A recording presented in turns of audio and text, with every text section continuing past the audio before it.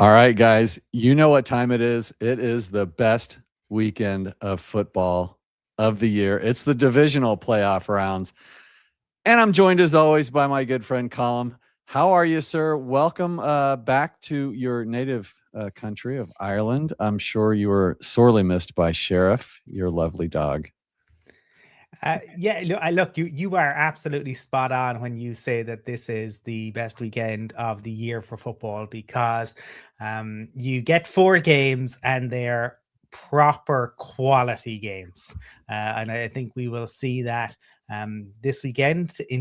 Intriguing matchups, some injuries to keep an eye on, but everybody going in to this weekend will think, why not us? And I think that's fair. And there are some teams with a lot more pressure than others. But everybody will think we are 1 game away from a championship, 2 games away from a Super Bowl. Lay it all on the line this weekend. I was watching a lot of tape yesterday and just trying to get caught up on all the teams, and it was kind of neat seeing. It's kind of a weekend of new faces, new shiny little faces. And as my niece Lena said, she thinks that Josh Allen's going to shine because he's so handsome or something, and I just want to slap her in the face. But she said that. But I mean, other than Josh Allen and I guess you could say Stafford, it's a new breed out there, right? I mean, we've got 3 of the quarterbacks from the 2024 draft, which is great to see for Bo Nix fans like us, and a Drake May, and of course the Bears with Caleb Williams. That makes it interesting as well, does it not? It does indeed. And who knows? We'll get to it in a little bit, but we may see a former Broncos QB take Oh my to God, the we'll get field. to that. Yeah, Yeah. we'll get to that. So yeah, lots of QB intrigue, and QBs. I think we talk a lot about it on the Spin Zone, Mike, about the media narratives on stuff. But with media narratives, there's legacies on the line this weekend for Josh Allen, Matthew Stafford, and the aforementioned or unmentioned Sam Darnold. Mm-hmm. Yeah, and it'll be apparently Sam Darnold hasn't thrown a pass since that injury announcement. But we're going to get through this. This is a quick primer for you, just for everybody watching. Thank you again, as always, for tuning in. Get in the chat with your predictions if you have them, and I'll get to them eventually here today. But we are going to get through this one quick because we're going to, at 2:00, we're doing it'll be 1:00 Mountain. We're doing a full breakdown on this game column, which interests us probably the most. Maybe the Texans and Patriots would be second most for us because that's the AFC. We'll see how today goes. This game, a lot of people are considering this the Josh Allen versus Bo Nix game, but to me, it's more Josh Allen versus Vance Joseph game. What are your initial thoughts on this game? I guess your overall thoughts and how do you see this playing out? Well, the Broncos opened up as the home underdog, and more than that, obviously they opened up as the number 1 seed underdog. I think the Broncos will like that. I think that's bulletin board material for Sean Payton. Yeah. I think you've also seen this happen just a few times in the past, and in those occasions, it was the underdog who came through. So the Broncos will certainly be hoping that that is the case again. Both teams, can look at this and can feel that they can win this game.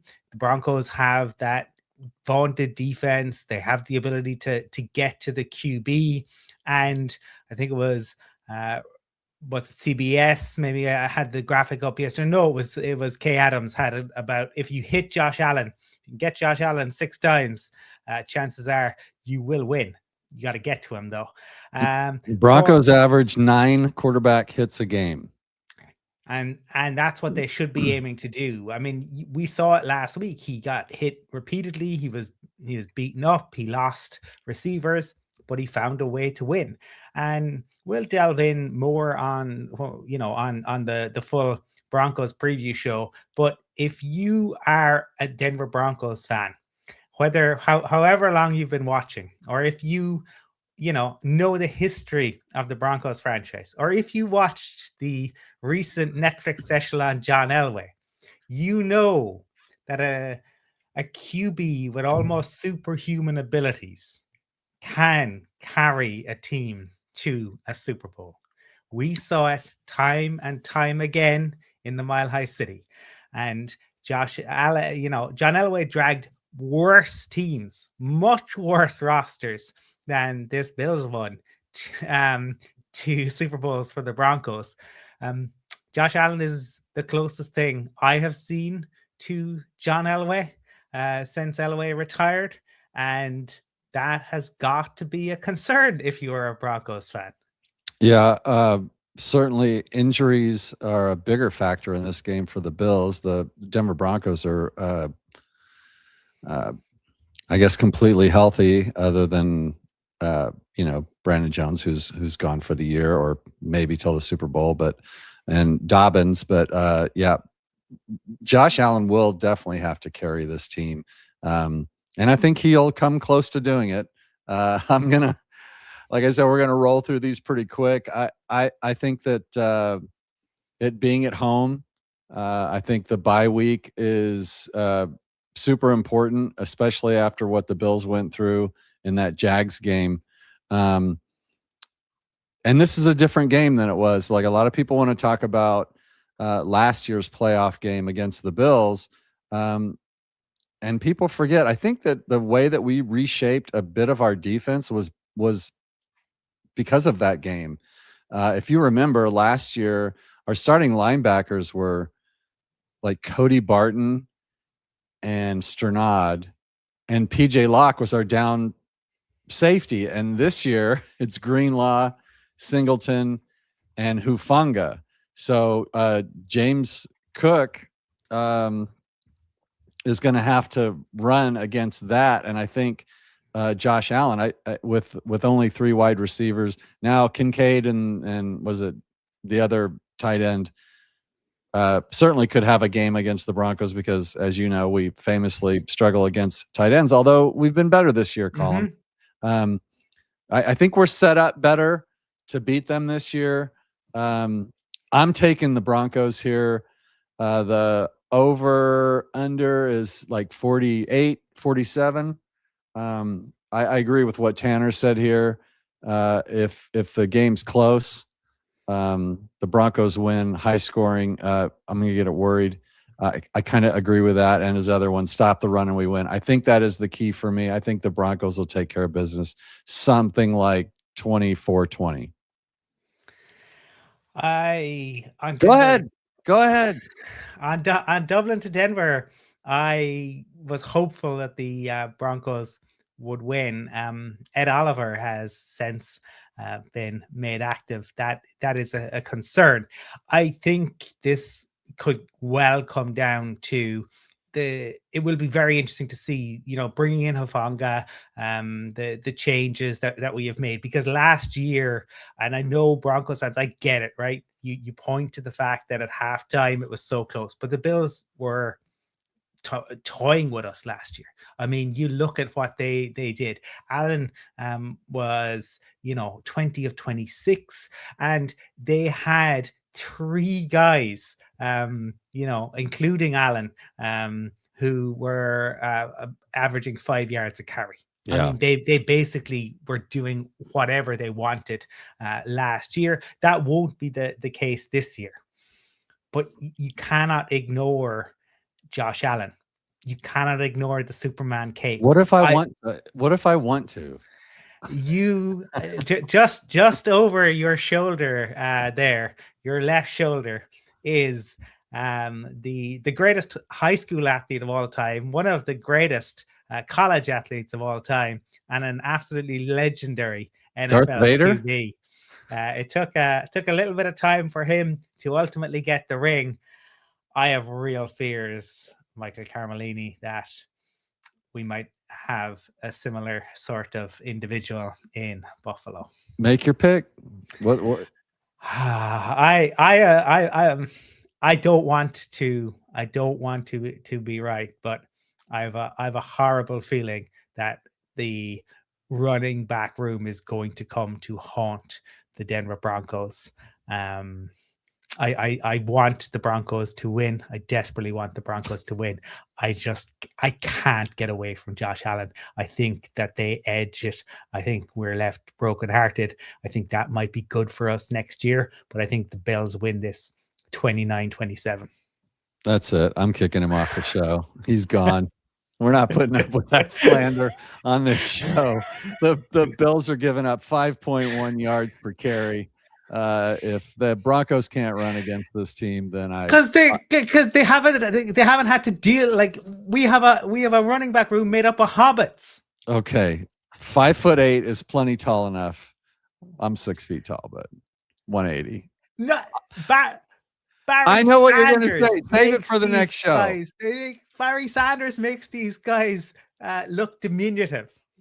Oh, this is the RJ Harvey, who's averaged 2.4 yards per carry over the last 2 weeks, will be your starting running back, and he's going to break at least 2 of them off for touchdowns. Please, win. I hope you're right. I know you do. Let's move on before you break all my viewers are going to just disappear now, thanks to you.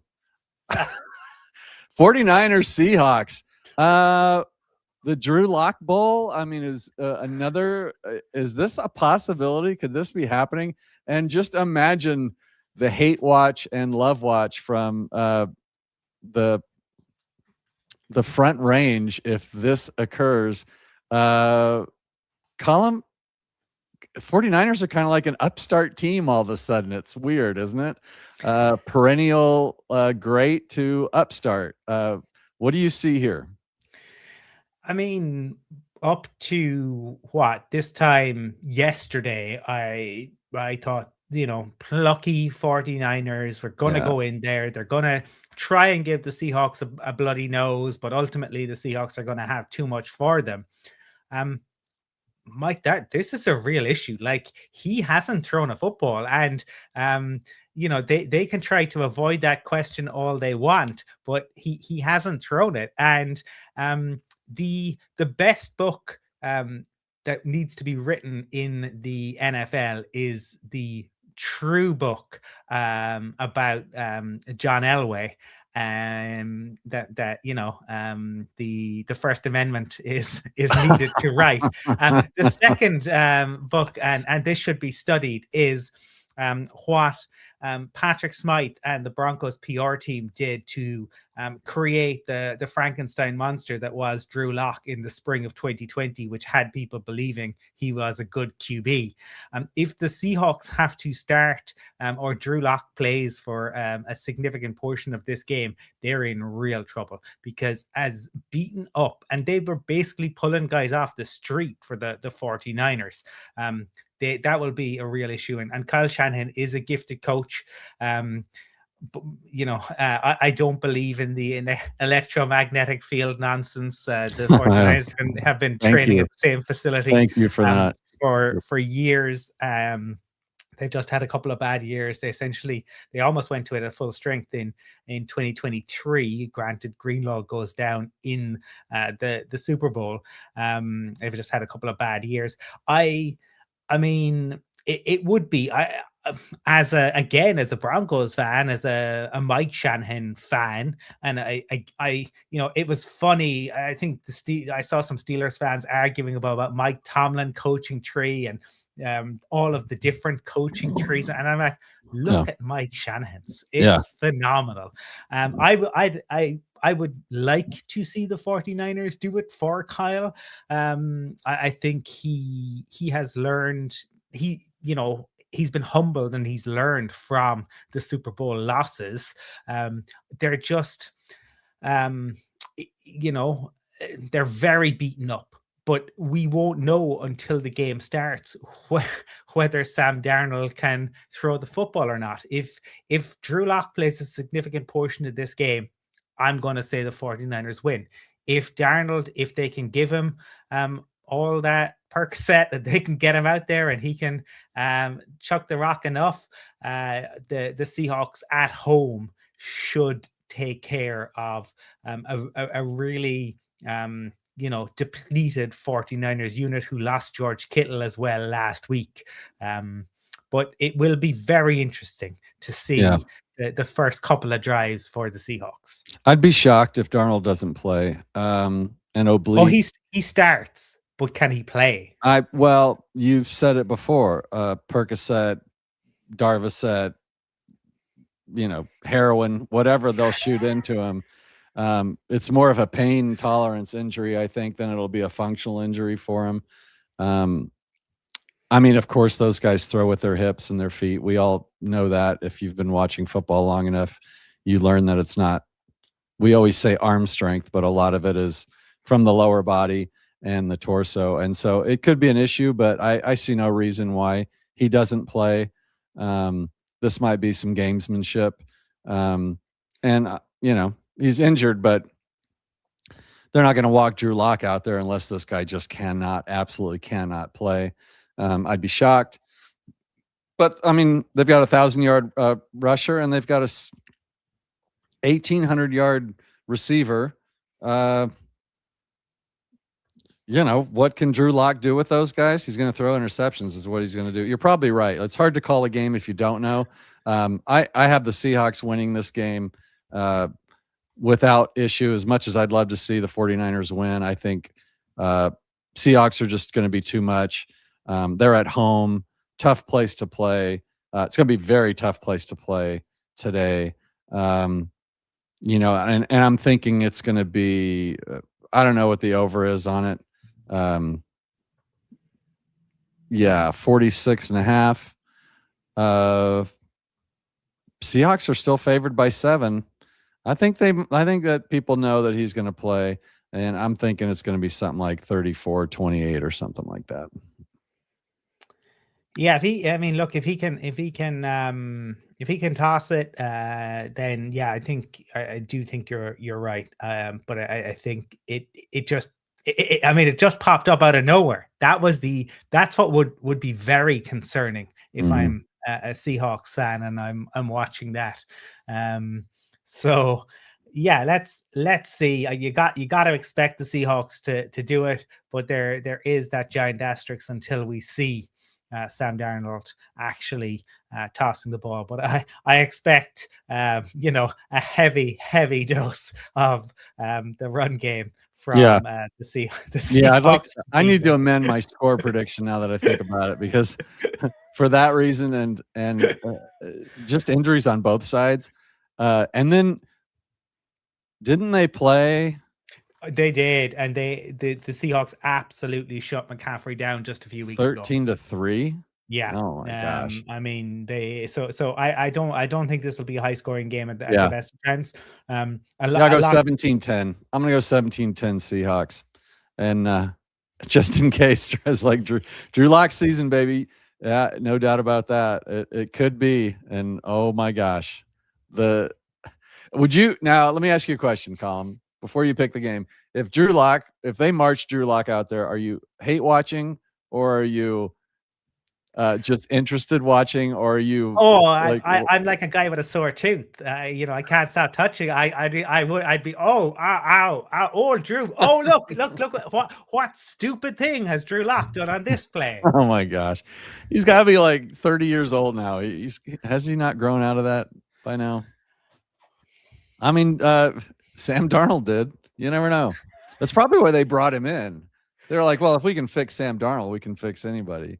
Sam Darnold was an absolute top prospect. Drew Lock was not that. Anyway, I'd still be rooting for Drew to do well.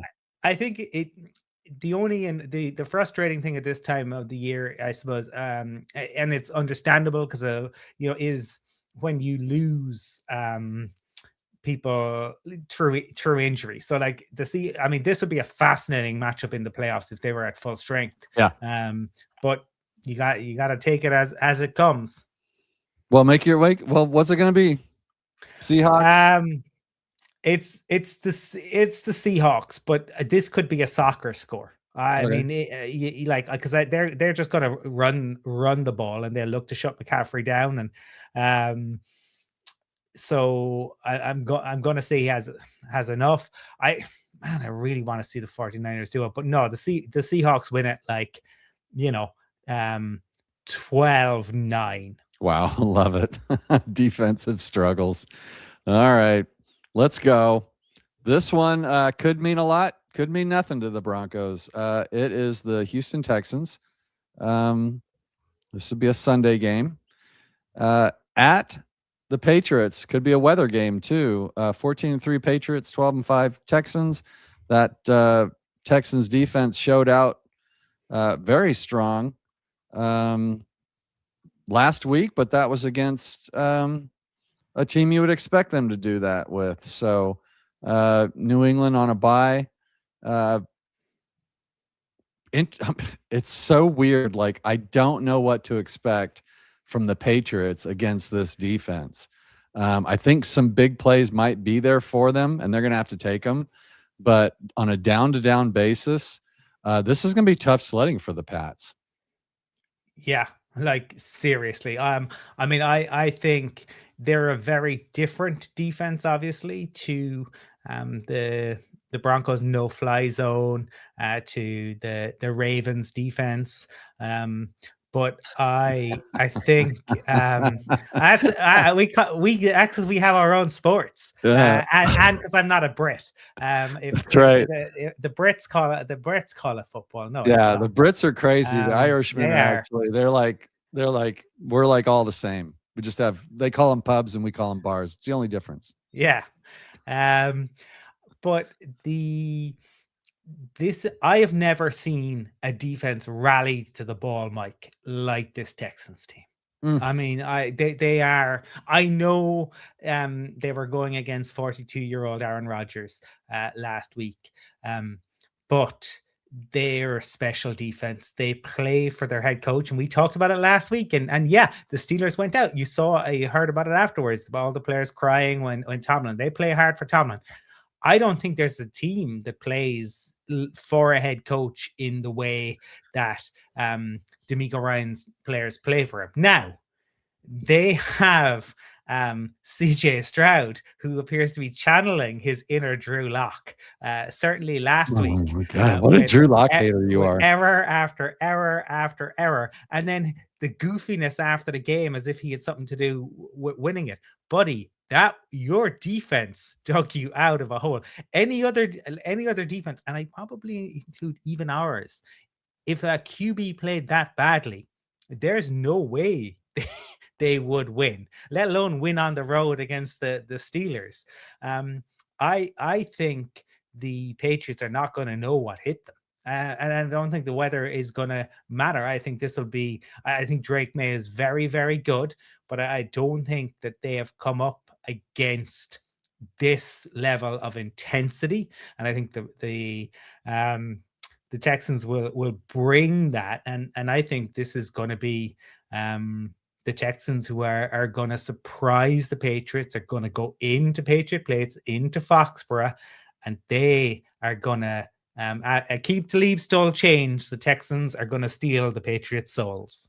Wow. Nico Collins is out, their best receiver. So they will have to win it on defense, which they've been doing all year. I would not be shocked if it, excuse me, if it plays out that way. And maybe I'm putting a little bit too much on home field, the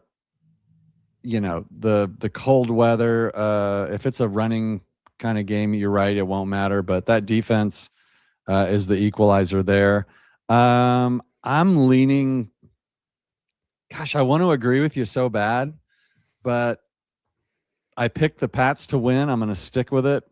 I think they'll find a way. I think Drake May might be better than some people think outside of New England. I happen to think he's fantastic. Oh, he is. I think he's well coached, and I think he's very dangerous with his legs. I'd like to see him now's the time to risk it. We'll talk about Bo Nix and that game plan on the Monster Show here in about half hour or so. But I think it's the same thing with Drake. If they can get him going, the competition hasn't really been there for them. They haven't seen anything like this, but I just think they're just well coached. They're gonna be prepared. They know what's coming, and I'm not buying into CJ in this game. I'm even though they put up like 38 and 30 points, 20, 23, 40, they've been putting up some points over there. I think it's a different game. I think 16, 14, 17, 14, something like that. Patriots get a win. Get out of there. Low scoring affair. I think it'll be relatively low scoring, but I think that the Texans are going to shut the Patriots down, and it's not going to be on Drake May. Although media narratives will try and do that. I just think they're so talented, and I think their ability to run the ball is really fantastic as well. And in a cold weather game, that could well come into it. This might be the most we've ever disagreed. I think we've only got one in common so far, but to be fair, it's not, there's not 32 teams playing, so we've only got so many to go. Last game up, Rams versus Bears. Now, I thought the Pack should have been here. I don't like the way that it didn't happen, but I will give credit to Caleb for just making incredible plays at the end of that game. That was an exciting game. I thought for sure the Pack was going to win that game there towards the end, and that was the reason I went 5-1 instead of 6-0 on my picks. Now the Rams are obviously favored at the Bears, which is again another slight like the Broncos. But I do see the Rams as the better team here. I think it'll be close. I think it could be exciting at the end. But I'm liking what I'm seeing from Matt Stafford. And, of course, Puka is on that team, who's just crazy. I think they're going to find a way to get it done. I haven't really seen what the weather is. But, yeah, what are you seeing there? I don't see a whole lot on the injury front that scares me. Of course, I don't know a lot of these players anyway. I don't follow either team very closely, but I'm sure you do. I mean, this is obviously certainly the media want to make this into Ben Johnson versus Sean McVay. Peter Schrager had Bill Simmons on yesterday, and this is what he spent his entire time talking about. I think that it's a fascinating matchup because they are both super intense individuals, but they've very different philosophies in many respects, and I think you've very different QBs in Stafford and in Caleb Williams. I think that, I mean, it's tough to know because Schrager is the Bob Woodward of the NFL, in that he Bob Woodward was who's the Bernstein? Yeah, well, yeah. We don't have one. Bob Woodward post Watergate, perhaps. Oh, okay. All right. The books and the access and we see that certainly when it comes to the way in which Schrager, because he went so heavy on this. I mean, if the Rams are that obsessed with beating them, I think that would be. And I think that would be to the Bears' advantage massively. To get that focused on Ben Johnson and to kind of lose sight of a Bears team who have really been building over the second half of the season. And the thing about the Bears, I suppose, Mike, is that they do have the ability to run the football. When you have your running backs combine for more than 1,800 yards, that is significant. And you have in Caleb Williams somebody who is still learning, still will make mistakes, right? Does and will continue to make mistakes, but also has the ability, a bit like Stafford, to go and make magic happen out of nowhere. Like Caleb Williams, some of the throws last week were just sensational. You kind of went, how is he generating that level of power off of where he's placed? And I think if you are the Bears, you're going to look at what the Panthers were able to do against the Rams, and you're going to take a lot of heart from that.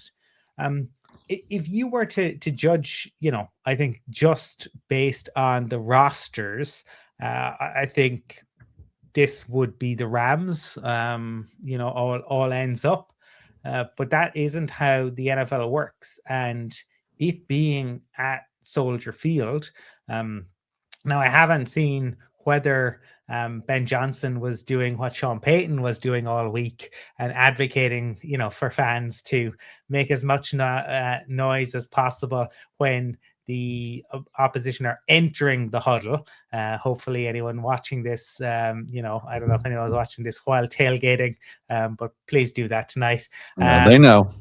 They've been told. I do think, the Bears are, more success starved than we are, much more success starved than we are.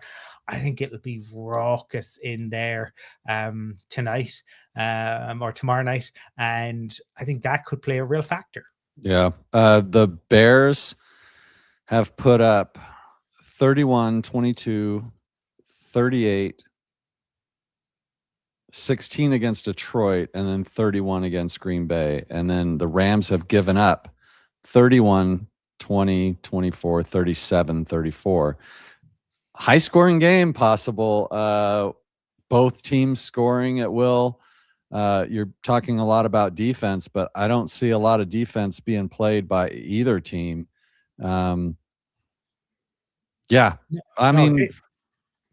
This, I think, is the game. If there's going to be a high-scoring game this weekend, now we could always be surprised, but I think this could well be it. I think this could be a true shootout in Chicago. It could be fun. Yeah, this could be the fun game if you're just watching for a fun game. This could be one of them. Not a Bears fan. I like the Rams had LaFleur come in and help them game plan against Ben Johnson and all that. I mean, there's some drama here that I like, but I do like Sean McVay. I like Matt Stafford. I like them in this game as a road favorite. But again, I think with all of these games, the only one, I guess, given you give me a healthy Sam Darnold in the Seahawks game, that would be the only game that could shock me if the 49ers beat them. Mm-hmm. But this one, I wouldn't be surprised either way. I wouldn't be surprised Texans, Patriots, Broncos, Bills. Nothing's going to shock me based on the win or loss of any of these games. This one, I think I would kind of be surprised if the Bears won this game. I think everything for me points to the Rams. Big game, big coaches, Matt Stafford MVP type player. We'll see, but I'm taking Rams, and I'm going 37-31. High scoring game. We are diverging on this show because I am going to say that the Bears do surprise. Love it. I'm going to say that Caleb Williams and Ben Johnson do another number on. Do they shake hands after the game? Through gritted teeth, I think they will. But I think that they I agree. Logic says this should be the Rams, right? Stafford, Nakua, the experience they have, McVay. But the Bears they've been long suffering for so long. The season started off so poorly for them.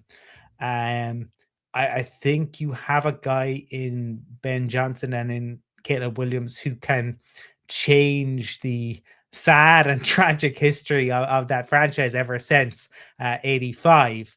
And I think that they will end up going to the championship game.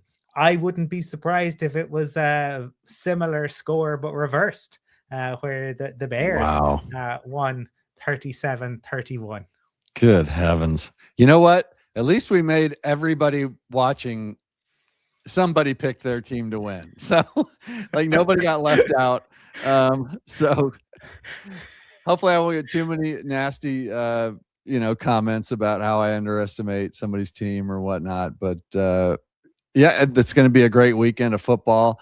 Yeah, we're just split right down the middle pretty much. We'll see what happens with the Drew Lock Bowl. We'll find out after the Broncos Bills game.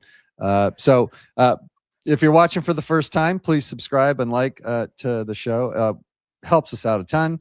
We're growing like crazy. Don't forget the Spin Zone and the Dublin to Denver podcast with our good friend Colum and Stephen Roche. We will be back in about 25 minutes for Broncos fans for a breakdown and primer for the big game with the Bills coming to town, where Colum is not going to pick the Bills on that show because I have my finger on the button. But until next time, have a great weekend, everyone. For Colum, we just appreciate everybody watching. Best of luck to your teams. But we're completely neutral here, so whatever team you're on. So we'll see you guys soon. Thanks for watching.